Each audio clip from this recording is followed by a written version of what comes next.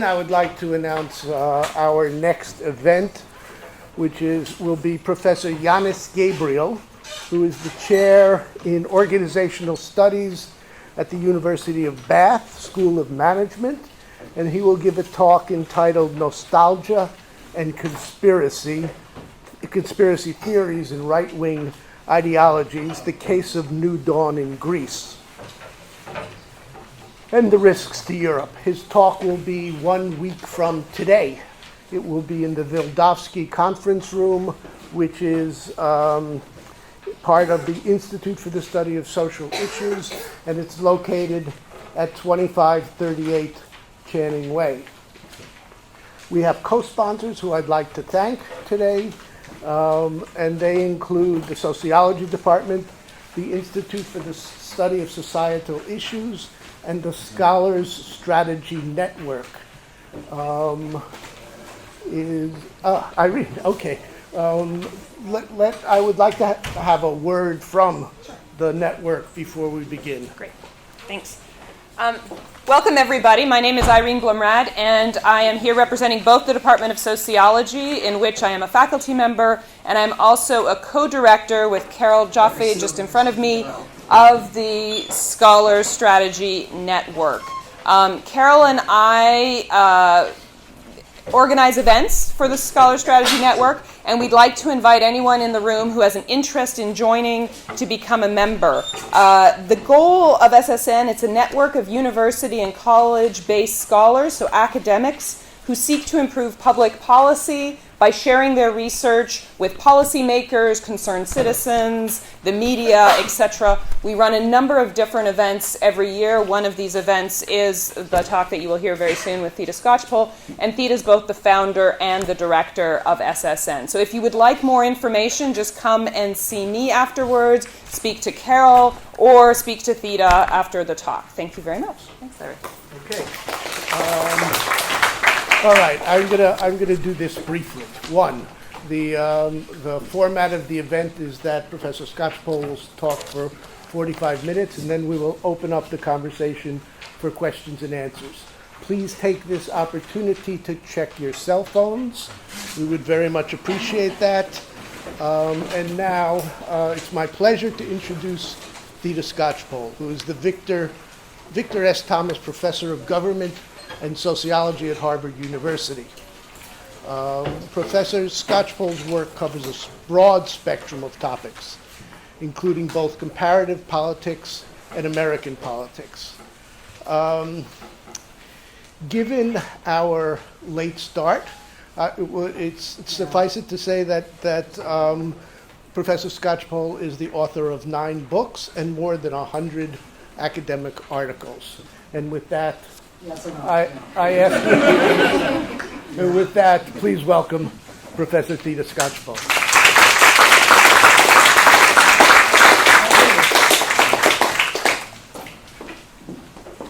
Well, everyone, I'm delighted to be here, and I'm looking forward to our discussion at the end of my presentation.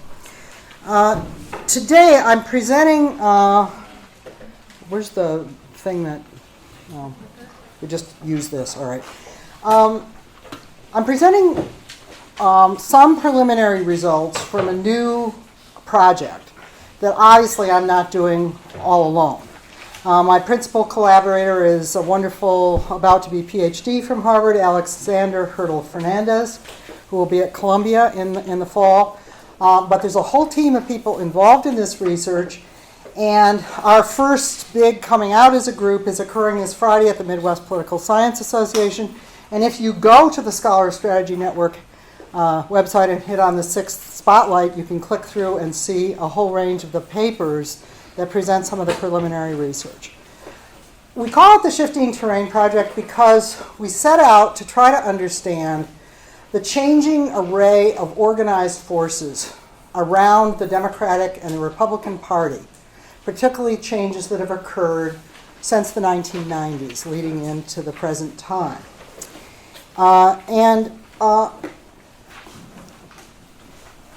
One of the things that we're interested in is the whole question of partisan polarization, which, as you can see, is not symmetrical, at least not recently. For quite some time, according to the quantitative measures that political scientists use to measure ideological space particularly on political and economic questions, the Republican Party, as here represented by the House contingent, has been hurtling toward the ever further right. And the interesting thing for us in our project is that even after 2000, when the handwriting was sort of on the wall that it was going to become increasingly difficult to compete with Democrats, and by 2006 and 2008, serious losses.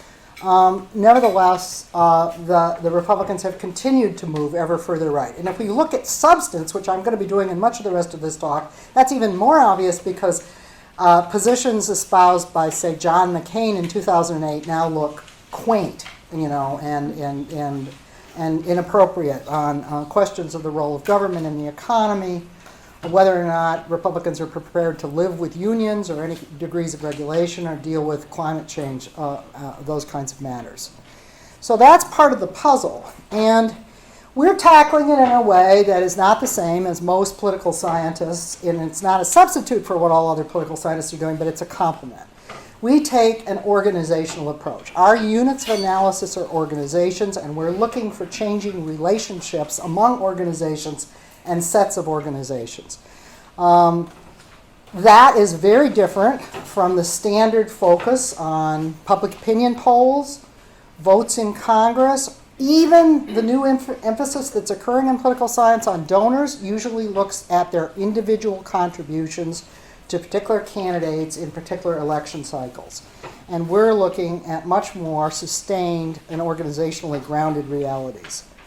We start, and I'm going to do this shortly, by mapping the post-2000 changes in the universe of nationally active organizations, active either at the national level or across most of the states, in and around the Republican and Democratic parties. And we find especially sharp shifts on the right, and most of the changes that have occurred are tied to organizations that are part of the Koch Network that I'm going to try to decipher and discuss its the preliminary work on its impact. So that's where we're headed.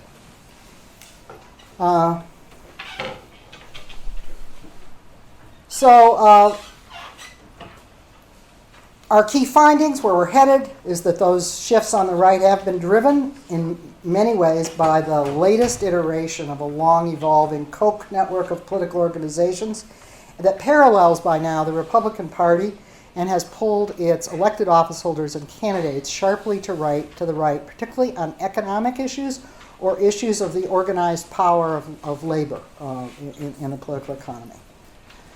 Now, we started our project, and here's where your handout becomes relevant, by consulting media, academic sources, and various experts to draw up a list of what these nationally active organizations are in and around the Democratic and Republican parties.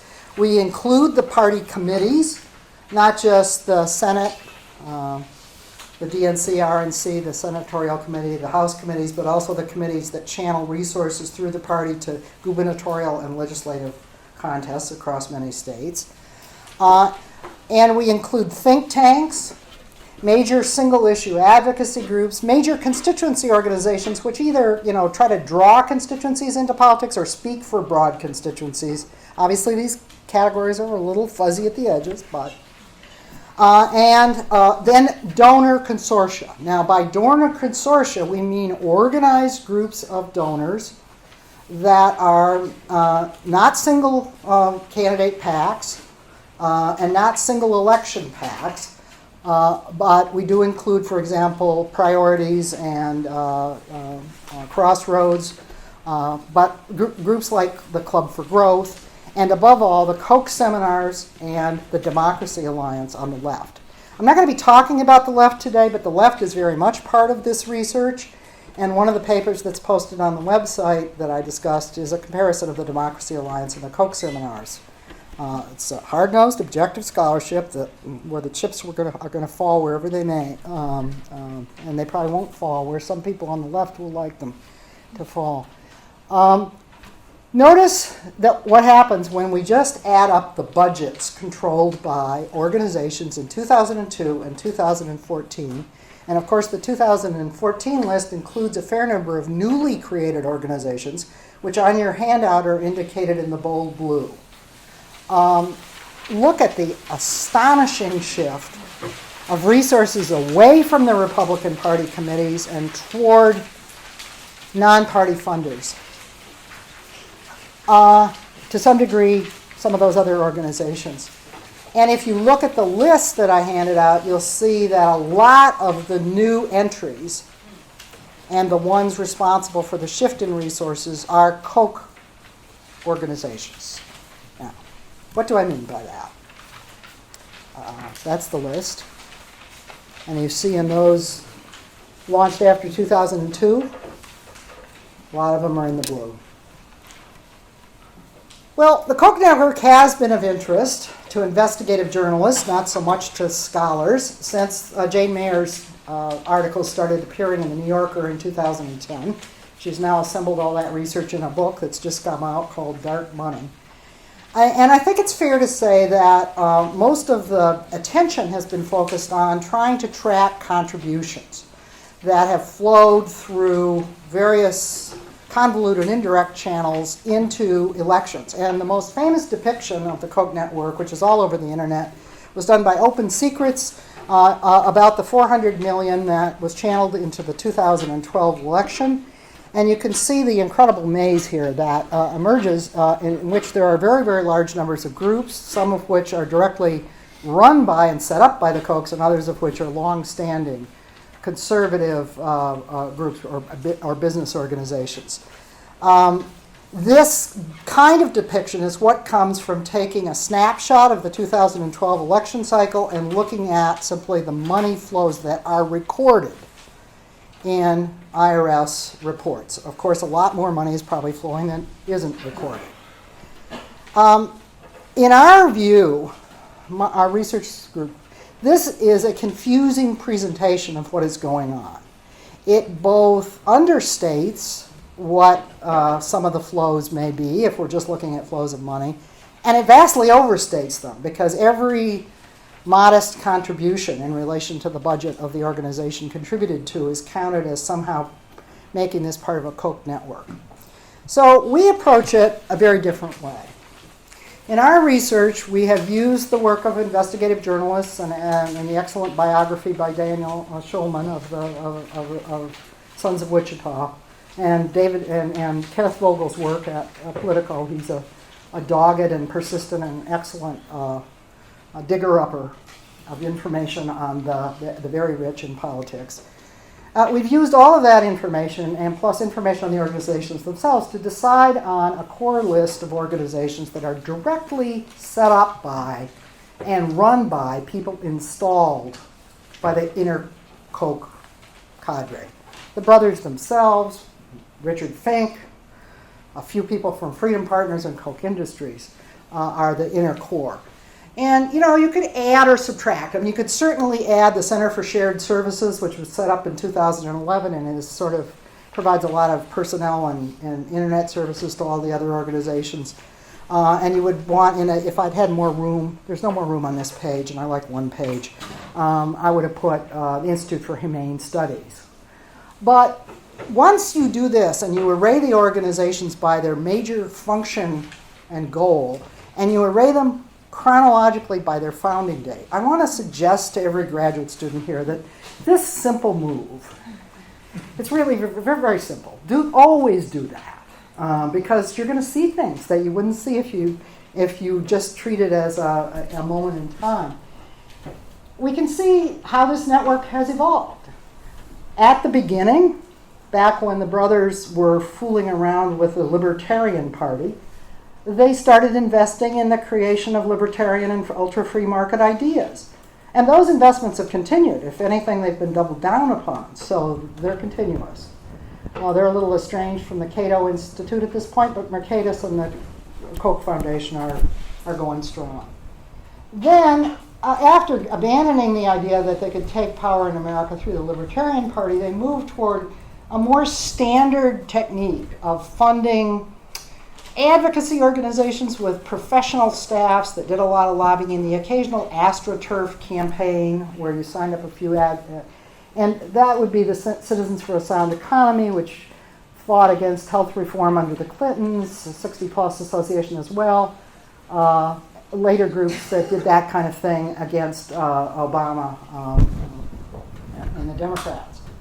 But the real change, the third phase that I'm going to be focusing on here today, kicks in the 2000s. Now, significantly, it kicks in under George W. Bush. So this is in many ways an effort to change a Republican Party that the Kochs and their associates found to be an inadequate vehicle for shrinking government and getting it out of all aspects of the economy. Two sets of innovations occurred. First, the launching of the Koch seminars in 2003, which are twice yearly meetings in which the Kochs try to attract business leaders and feed them with a diet of philosophical and strategic lectures and get them to contribute to the rest of the network. More on that in a moment. Very recently, the running of the Koch seminars and the handling of the money that's contributed has been formalized under the guidance of the Freedom Partners Chamber of Commerce. And then the other big breakthrough in the 2000s was the move to create a virtual parallel political party. And after Citizens for a Sound Economy broke up through a fight between the Kochs and Dick Armey, the Kochs founded Americans for Prosperity. A lot of these are twinned with foundations so that you can give through either vehicle if you're a rich person who wants to give. Americans for Prosperity was launched in 2004. In 2005, a former Christian right organizer, Tim Phillips, was brought in, and it has grown as a federation that I'm going to be discussing because it is the centerpiece of the most recent phase of creating a set of political party-like organizations that can contact citizen activists and voters and involve them in carrying through some of the policy ideas and the philosophy that the earlier parts of the network put in place. The most recent creations, Themis I-360 is the catalyst of the Koch right. That's the data gathering and voter data gathering operation, and iStrategic is meant to groom candidates. It groomed, for example, Joni Ernst to become the successful Senate candidate in Iowa. So that's the network, the core of it. Now, the funding arm of it is the Koch seminars, and I'd love to regale you with more stories about this. So ask in the question period. This started out in Chicago with 17 guests and dropped to 8 the next year. According to Charles Koch himself, apparently it was boring to listen to these lectures. It started to pick up probably, as best we know, from 2006 on, and this is the best estimates of donor, conservative, wealthy donor attendance at the seminars as reported in the media. There is one very hard number here, and that is the 226 number, which comes from a leaked list of all the attendees at the spring 2010 seminar. Now, I should back up and say that in our research, we have tried to be as systematic as any social scientist would want. But we have not allowed ourselves to be deterred by the fact that these are secret organizations that are not handing out statistics on themselves. So what we have done is assemble data sets on spreadsheets that wring every possible fact or approximate fact out of all the reportage that can be found, all the leaked documents that can be found, because you see, people leave things behind. In fact, one of our primary sources on the Democracy Alliance is a pile of papers that Jonathan Soros left on the floor mistakenly and was picked up by right-wing muckraking journalists. Similarly, left-wing journalists lurk around the Koch seminars, and if somebody leaves a crumpled paper in a hotel room or a copy of a report, or if somebody leaks it, then that's on the internet. Well, it turns out when you assemble all that, you've actually got something that you can work with. For the Koch seminars, we have full programs for the spring 2010 and 2014 seminars. We have a full attendance list for the spring 2010 seminar. And these estimations of the membership are pretty good reports that have been gotten from journalists like Kenneth Vogel. So this is the best we can do, but you can see it's been shooting up here in recent times. Now, how do we know what the relationship of the seminars to the rest of the network is? Well, there are financial reports that I'll be drawing some data from shortly. But one of the documents that is available on the internet is a crumpled up document from the winter 2010 seminar that was just a list of the one-on-one meetings that had been set up during the 3-day seminar meeting between leaders of the various Koch organizations in attendance at that 3-day conference and various wealthy donors. And so we've simply analyzed that. In fact, we've done a lot more with it, nifty little networky things and all that. But just the basics show you that Americans for Prosperity had 10 people in attendance at that event, and they met with a very large number of the donors during that time. The leaders of Freedom Partners, the bank, and of Koch Industries were there. This counts Charles and David themselves. And then in addition, people from the Koch Foundation, the Mercatus Center, which are the ideas investors, and from the Libre Initiative, the new group that's been created to reach out to Latinos, and I360. Now, this is a very similar list of organizations represented at these key meetings to the list that we find when we analyze who appears on the programs at the 2 seminar meetings that we have. Just which leaders, which organizations are there. So that tells us that the Koch seminars are presenting a very specific set of Koch-run organizations to these assembled donors, Mr. and Mrs. Ohio Widget Manufacturer. Because I forgot to mention, most of the donors come in married couple pairs, and they are called guests, and they are encouraged to come as couples. So it is a social event as well as a series of panels and sessions. Very different, by the way, than the Democracy Alliance, which is much more of a sort. It's like an American political science convention on steroids, where wealthy donors are roaming the halls, and leaders of various liberal organizations trying to get money from the wealthy donors are trying to catch their eye, much like a junior professor might be trying to catch the eye of a senior academic. So it's very, very different. The Koch seminars are much more choreographed as a series of lectures that go very logically from the grand vision of what we're trying to save, American democracy. We're trying to save America from the evils of liberalism and big government, and then how we're going to do it, and the long-term and the short-term investment possibilities with these kinds of organizations featured. So that's the kind of evidence that I'm using. Simply getting what you can out of the choreography and the attendance and the representation at these obviously important events. Now, the scale of what the Koch network is now able to raise and deploy is frankly astonishing. It wasn't such a big deal in 2008, but if you look at these turquoise bars, including a low-end version of the estimate for the high end is 889 million. This is the low end, taking Charles Koch at his word when he said in an interview, well, maybe it'll just be 750 million. You can look at that compared to what the Republican Party committees are deploying, and you can see the scale. And if I don't think I brought the chart that compares it. Oh, yes, I did. The one that compares it to the Democracy Alliance. And on this chart, 2016 isn't even there. If it were, it would be way up there. So in terms of donor consortia, the right-wing donor consortium, the Koch seminars, is raising 2 to 5 times as much money as the progressive left donor consortium. Now the next question is, what are they doing with the money?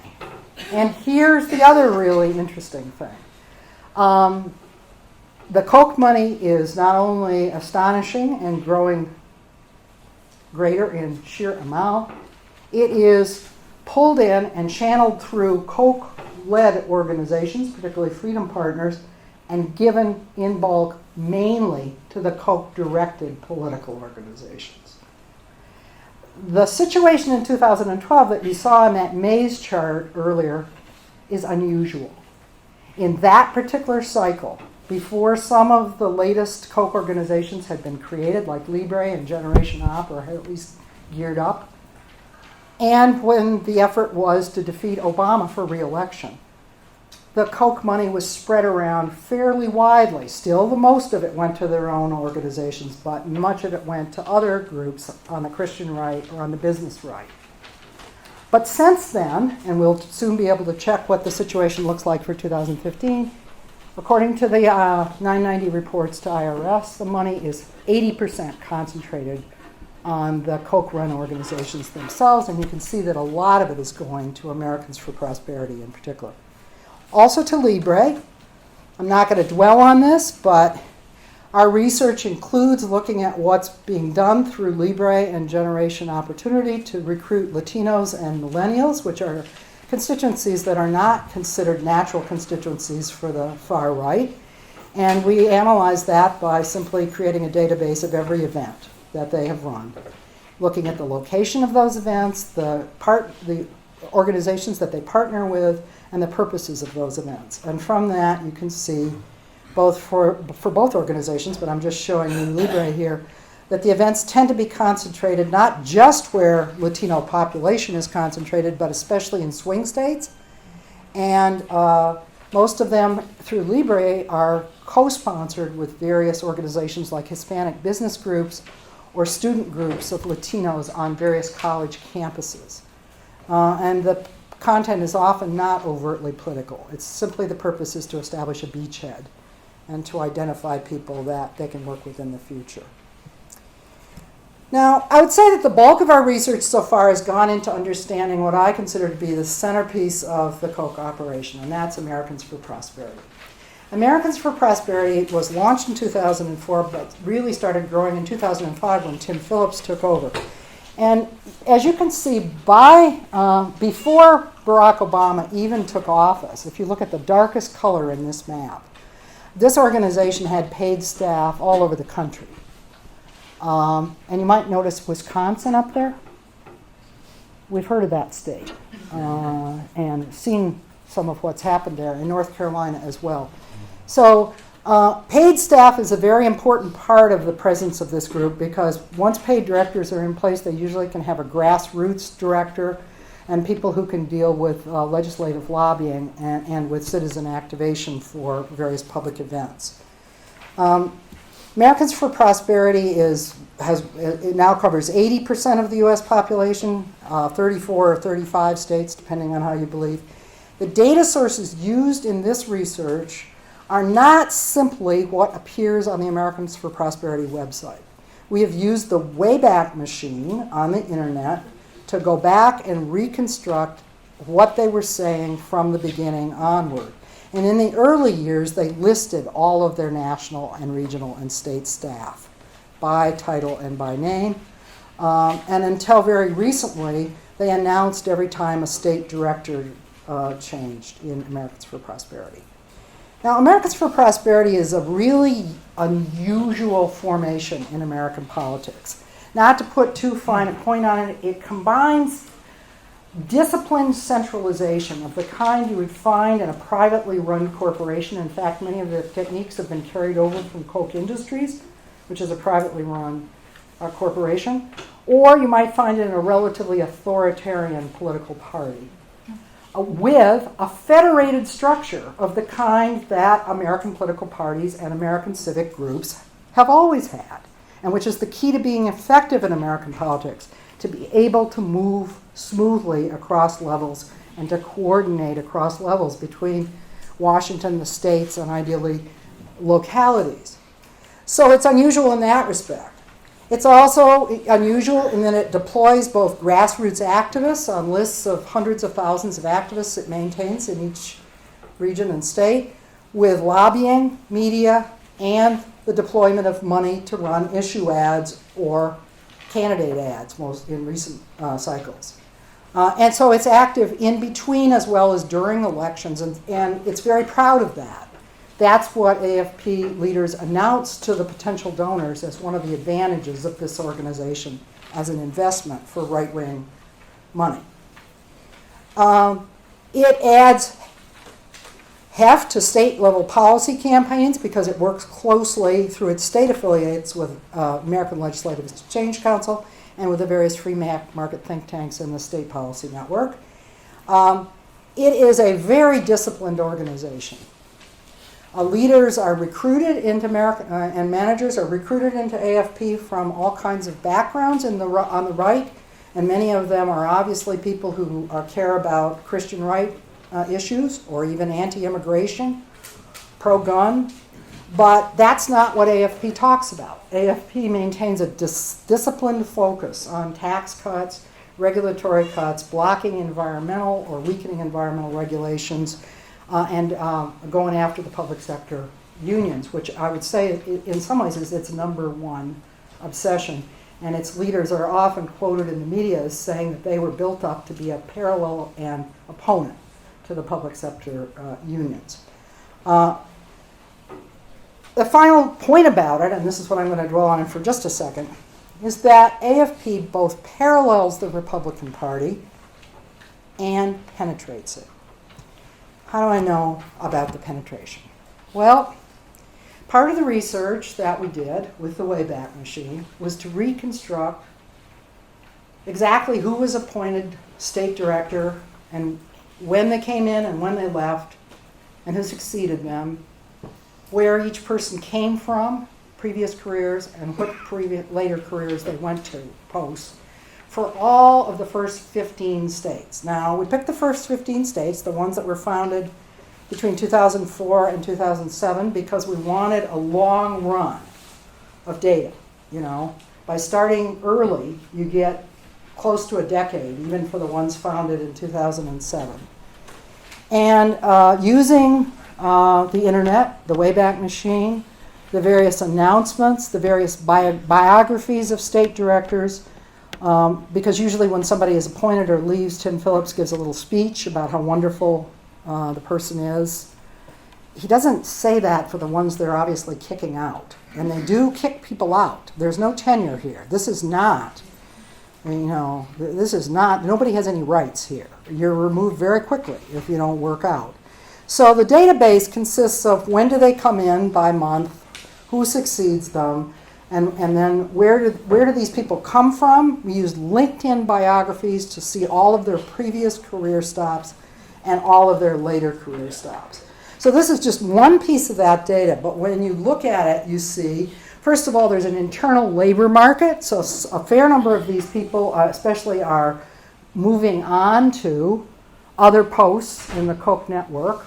Often they're moved out of AFP, or they become regional managers or national managers, or they move into Freedom Partners or other parts of the Koch network. But look at the second one here. How many people are recruited into these state director roles from GOP staffs? Now, we're not talking about elected office here. We're talking about people who worked as directors or assistant directors on various campaigns for Republicans running for the state legislature, for Congress, or for the presidency. And we're talking about people who worked on the staffs of governors or majority leaders in the houses of, for example, in Wisconsin, people working for the majority leaders in the various chambers that voted through Governor Walker's policies.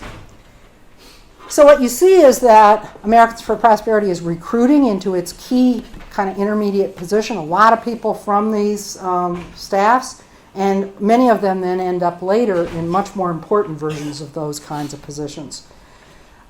Business ownership is also represented on the input and the output side, but I want to stress here that these are not corporations. For the most part, business means people coming from business associations, and especially people coming from consulting firms, sometimes that they own, that are working for Republican candidates. And so that's a very common thing. Many fewer of them come from conservative advocacy groups, and nobody comes from elected office, only a few come from elected office. Now, we compared this pattern to the Club for Growth and Americans for Tax Reform and found that they are much more likely to recruit their leaders from other conservative advocacy groups, not from the GOP. So from this we conclude, this kind of data, that there's a very close intertwining. There's a parallel to the Republican Party, but it's also very closely intertwined with it in terms of career lines. And I think that's probably even more important than flows of money. Now, let me just quickly talk about the last part of our research, because, I hope I've convinced you that there is a tightly knit Koch network, that it is raising and deploying a lot of resources in a coordinated way, and that it has created a sort of quasi-political party operation that both can monitor and prod Republicans, but also offer them a lot of opportunities, including career posts. But so what? That's the third question that has to be answered. What difference does this make for the puzzle I laid out at the beginning? Why we see the Republican Party, just moving headlong further and further to the right. And when we get to the discussion period, I'm going to say so far to the right on economic questions that it's opened the door to somebody like Donald Trump, because the elites are far from where their base is, their base voters. In general, Republicans have gravitated toward Koch-preferred positions that are very unpopular with most Americans. And that's what this shows, because it shows you various things that the American public is for. And in some of these cases, majorities of Republican-identified voters as well, but that are adamantly opposed by both the Koch network and most Republicans. Now, we've dug into it in a couple of specific issue areas, and that's ultimately what you have to do. You have to get down to some issue areas. Americans for Prosperity, speaking on behalf of the whole Koch network, for example, launched in 2007 or 8, a climate pledge, asking people in Congress, particularly Republicans, to promise never to vote for a carbon tax in any form. And you can see the steady progress that's been made in signing up congressional GOPers to this pledge. Pledges are an old technique that advocacy groups have used for a long time, and they are fairly effective, because especially if they're combined with an operation like Americans for Prosperity that can advertise what people have promised and can advertise if they break the promise. On the other hand, we know that those who are signing the pledge in the Republican Party are not simply reflecting what their constituents say they want, because we've got the new data from the Yale Climate Project that breaks down constituent opinion into particular districts. And in figure 9, we see that most constituents of the signatories to the AFP No Climate Tax actually support some kind of action on climate issues. Let's suggest one disjuncture. Now, another area that we've looked closely at is curbing public sector unions. And here we're moving to the state level. We're looking at what's happening across the states. And this research that Alex in particular has carried through looks at what happened in 2011, which was a really big year for the enactment of new curbs on public sector unions, getting rid of their rights to effectively collectively bargain and collect dues in most cases. And the first question is, which states did it and which didn't, and did that follow public opinion? Well, 2/3 of Americans tell national pollsters that they want public sector unions to have these kinds of bargaining rights. So if you had the impression that public sector union bargaining rights are unpopular, that's not correct, as well as we know from opinion polls. But we broke it down to the state level. We've got estimates of what different state populations think about this issue. And there's just no relationship between whether or not the public supports strongly public sector union rights, or just barely, and whether these curbs passed in 2011. And in a full multivariate analysis that includes a lot of other variables that you might think would matter, particularly partisanship, it's restricted to the states that had at least some collective bargaining rights going in. But we looked at partisanship, we looked at public opinion, we looked at some economic and union measures. Whether or not there's a paid AFP director in the state, which is our crudest and simplest measure of AFP institutionalization, soon we're going to be able to do much better, is just as strong a predictor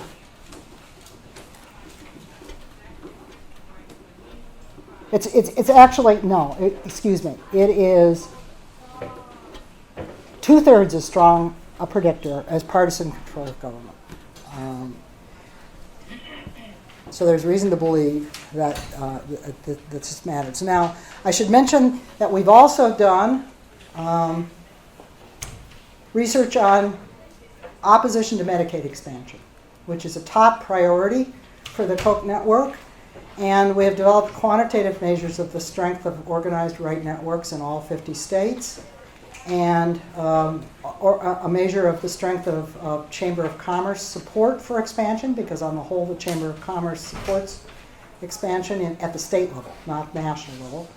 And that work is about to appear in the Journal of Health, Politics, Policy, and Law, and we find both statistically significant results for the strength of the right-wing networks in the states as an obstacle to GOP states expanding, and also positive correlates for Chamber of Commerce support and actual expansion. So let me wrap up by saying that on the whole, we're interested in what's pulling the Republican Party away from popular opinion, including constituent opinion among Republicans on some issues. But we're also interested in the occasions that are now occurring where Koch-backed groups are going to battle with chambers of commerce over issues that have to do with government subsidies for business or government investments in infrastructure of the kind that Republicans supported often, particularly at the state level, for quite some time, but also big bargains in Congress over things like the agriculture bill or the transportation bill. And those kinds of issues are increasingly resulting in a tug of war between Americans for Prosperity and other Koch-backed groups on the one hand and chambers on the other hand. And we think that's interesting because there's clear evidence that as the Republican Party as a whole moves further and further to the right on those aggregate measures that I showed you at the beginning, the disparities between the positions taken on some of these issues to do with business subsidies and infrastructure investment are growing with even very conservative business interests. Now, I hasten to say that on questions like blocking regulation, reducing taxes, and destroying public sector unions, they're all one big happy family. So I'm not saying that this is a split, a factional split, but it is a complexity, and you have to sort it out issue area by issue area to see what's happening within Republican Party aligned elite groups during this period of the rise of a major new contender on the right. The bottom line, and I'll stop now, is that I think we are able to show that the Koch Network is an independent and powerful driver of Republican positions and policy outcomes. We're just getting started on the showing that it really does that. We're going to take it issue area by issue area and look both nationally and across states to try to make the case more clear-cut and to show the variations across policy areas. There's no question that the Koch move into a full array of party-like activities since 2000 has added heft to the long-standing anti-government agendas pursued by older players like the Club for Growth, and the mid-1990s U.S. Chamber of Commerce. And we think that the rise of this network, which, is a centrally directed authoritarian effort to promote free market libertarianism, if you want the irony, helps to explain three puzzling trends. The asymmetric polarization of the GOP that continues even in a period where its possible costs at the ballot box are becoming more clear-cut. The unresponsiveness of politicians to the mass public, which Martin Gilens and others have documented pretty clearly. And the enactment, of course, of many public policies, or the blocking of public policies that affect rising economic inequality. So that's the research, and I'll be happy to hear your questions and comments.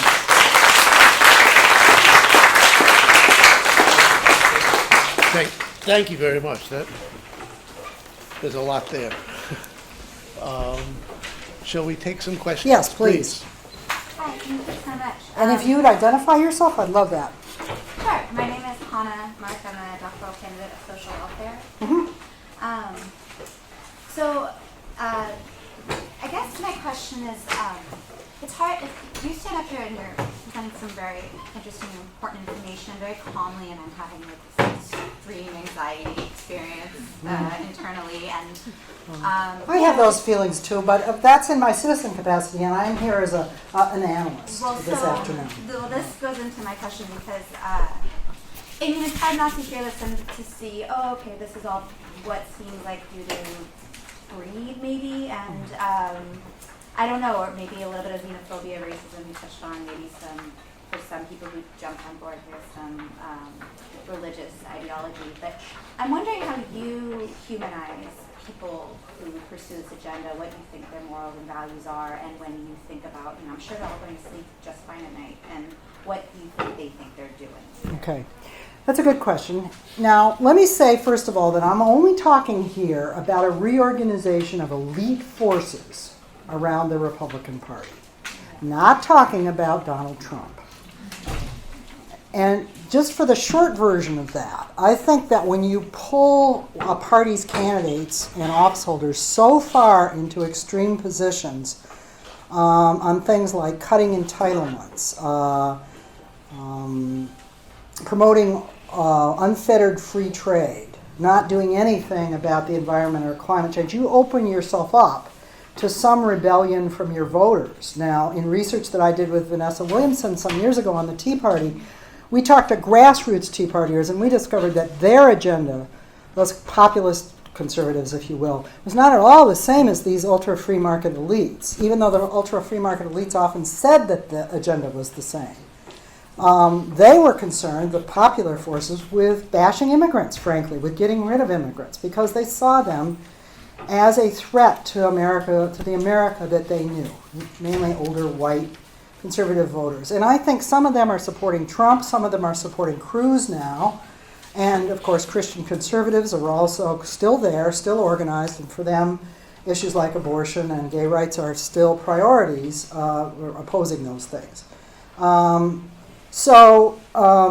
What I'm talking about here is a group of very wealthy people who are on a crusade to save America from any government regulation, taxation, certainly government responses to climate change, and to disable the organizations of their opponents, liberals.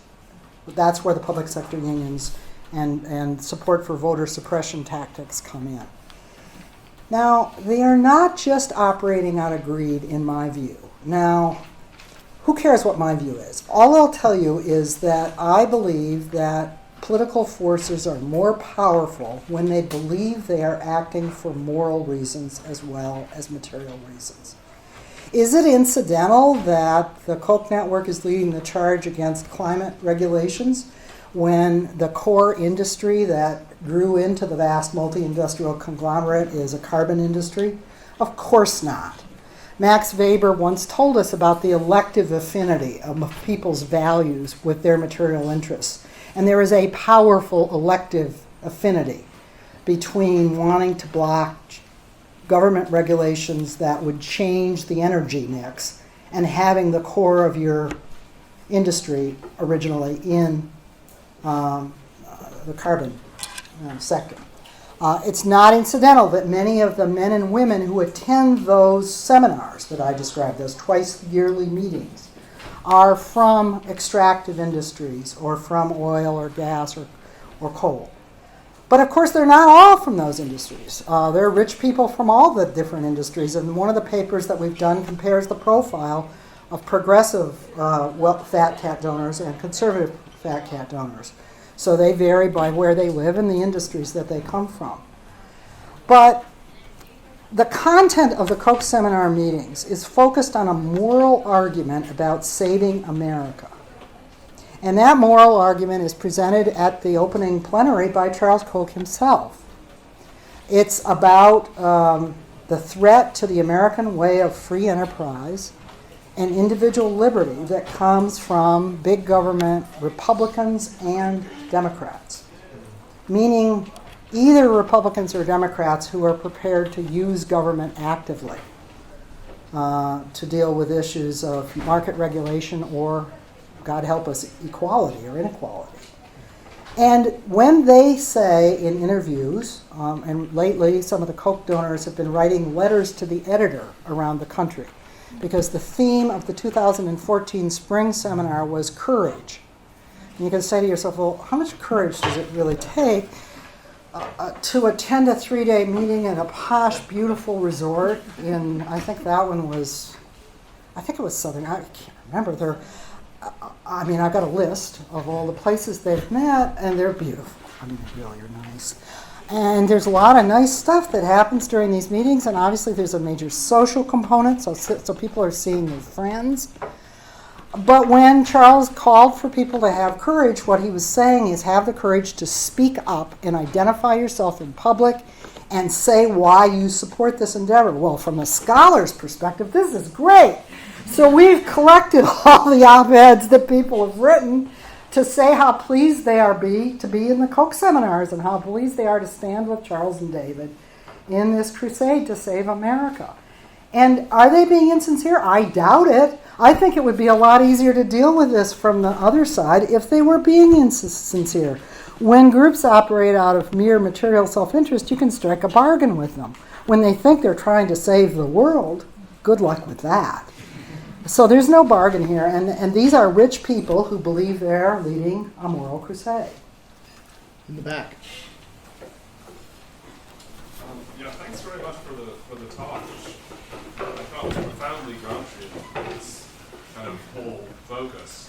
The idea that the success of the Koch operation is based on ideology, professional politicians, not getting hung up in electoral politics and a rejection of kind of parliamentary cretinism, and a strategy focused on intellectuals.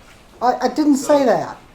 That's a caricature. But here's the question, is really your focus on organization, I'm not sure how to read it exactly, because in one sense, the message that you're conveying is that the organization matters very deeply, but also, obviously, in a way, this is a question that maybe it just is impossible to answer because of where we are at the moment, but are there certain limits to this? I mean, isn't this, to a certain extent, undermining the coherence of the Republican Party itself and undercutting its ability? Of course, there's no Republican Party left. I'm just asking you, what's your view of the relative autonomy of organizations from these underlying social forces that they're pulling away from? I don't believe in underlying social forces. I mean, organizations crystallize ways of doing things and possible ways of understanding the world and defining interest for underlying social forces. Underlying social forces can be organized in different ways. So that's just a statement at the theoretical level, just so we can be clear that I'm not one of these people who thinks you go out and identify some fundamental underlying social or cultural force and then it moves through history like a Hegelian conqueror regardless. Organizations are really important, and if you're asking me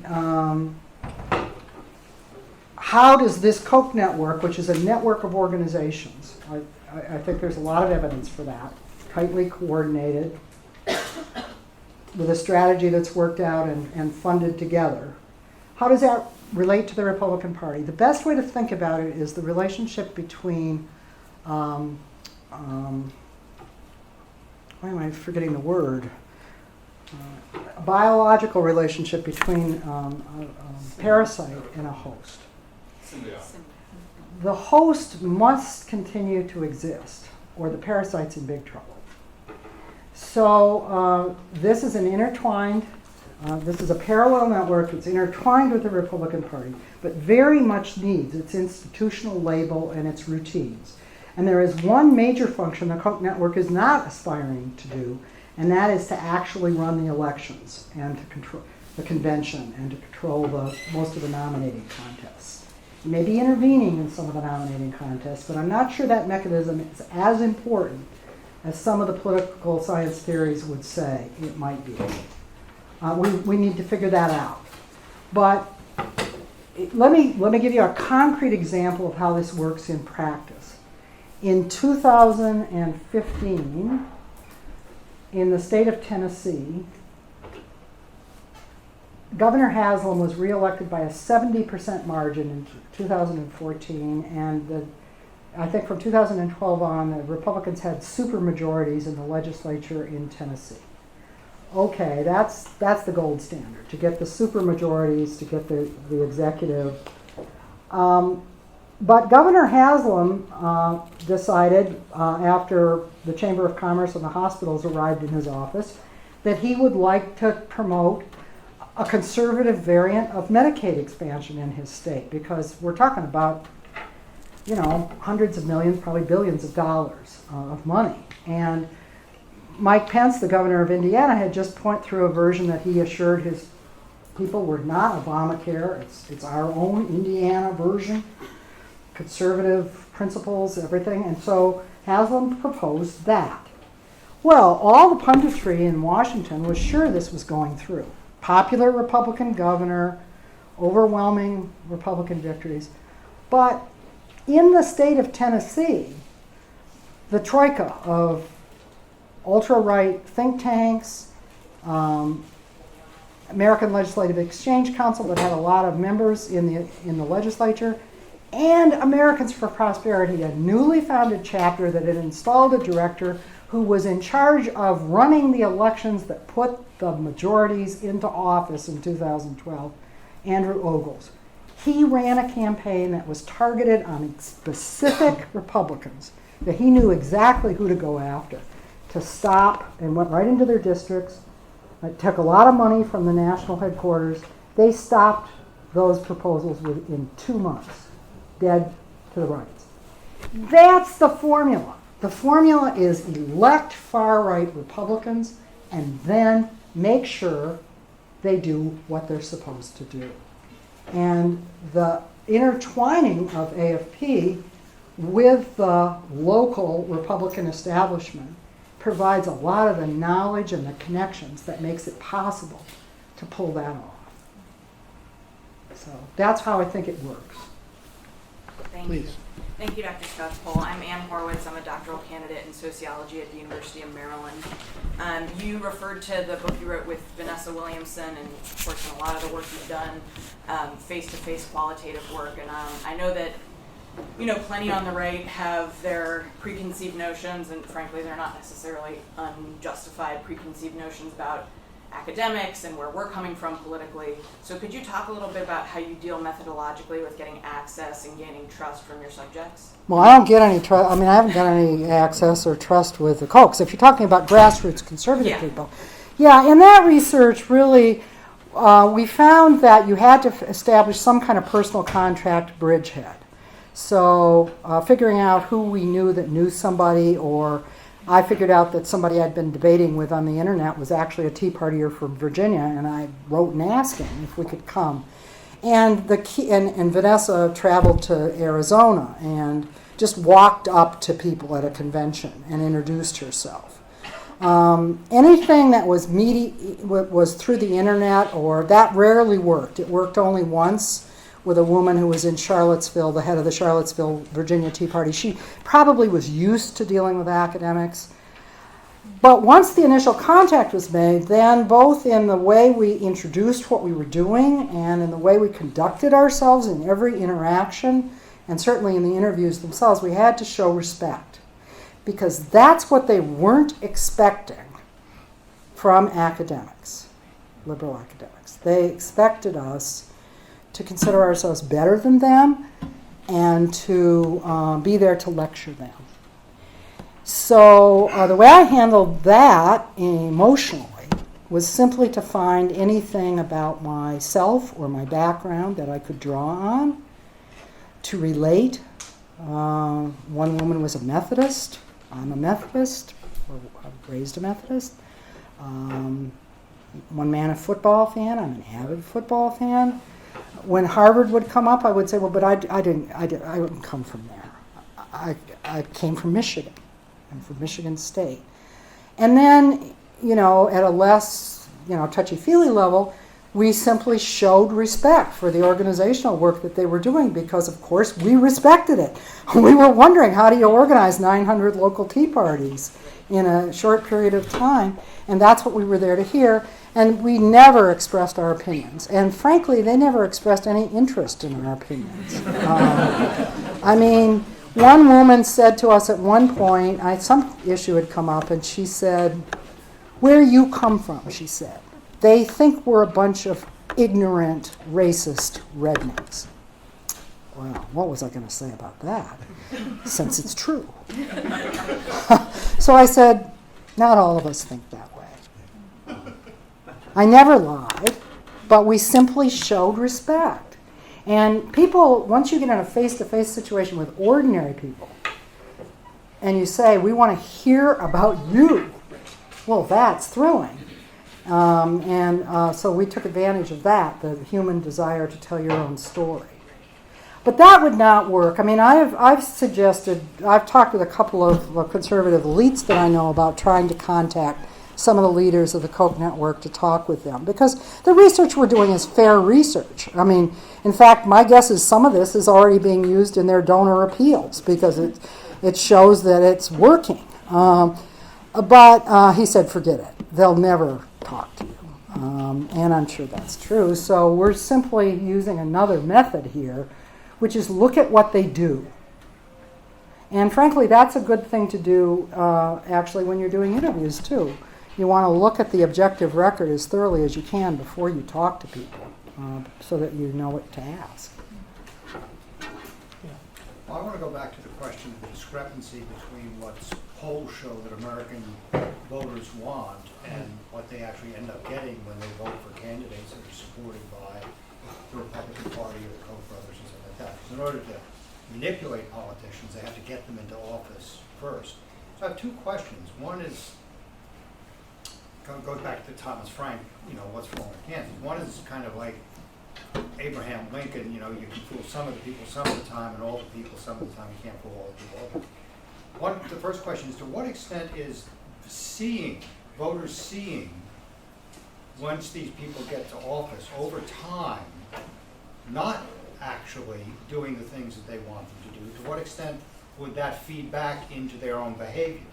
And the second question is more, to what extent has Donald Trump, and to the extent that there are people who just vote for their issues and don't care and therefore don't notice that they're not getting what they want in other issues, to what extent has Donald Trump extracted from the Republican Party people like that?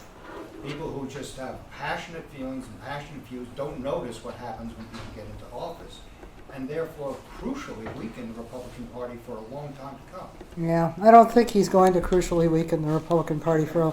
Now, the Republican Party has already been hollowed out to a significant degree by the movement of these resources to these elite organizations that I showed in that first chart. So the Republican Party as a set of organizations and leaders, think Reince Priebus. This is not a powerful entity at this point. And I don't think that, I would say that the congressional establishment, Mitch McConnell, I have a contact in his office, and boy, I mean, she's totally freaked out by Ted Cruz. They hate Ted Cruz. I mean, you know, there's nobody they hate more than Ted Cruz. So they're not getting what they want. And I don't want to imply that I'm describing an all-powerful juggernaut that always gets what it wants. In this presidential cycle, the technique that the Koch Network, which is pretty intertwined really with your Paul Ryans and your Mitch McConnells, they all appear at the seminars.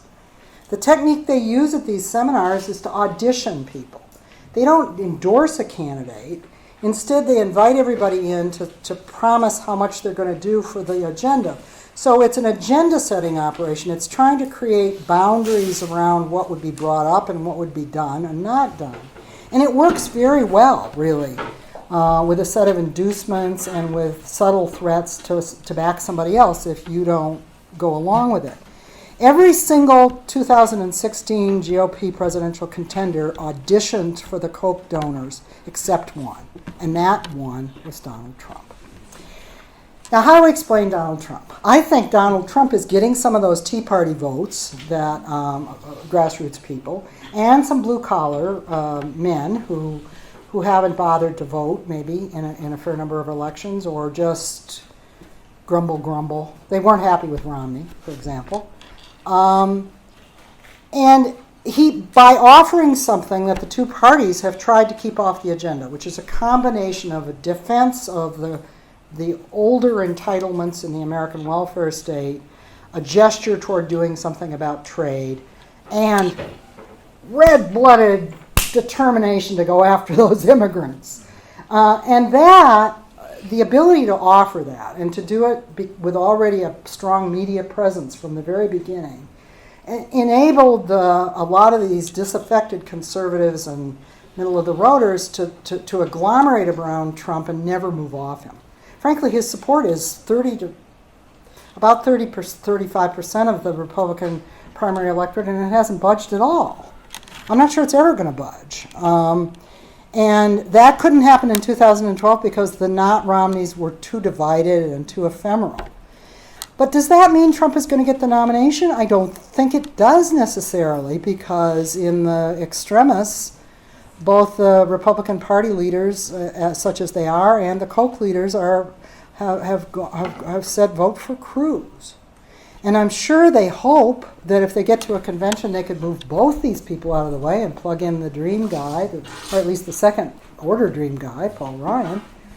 The first-order dream guy crashed and burned early, Marco Rubio.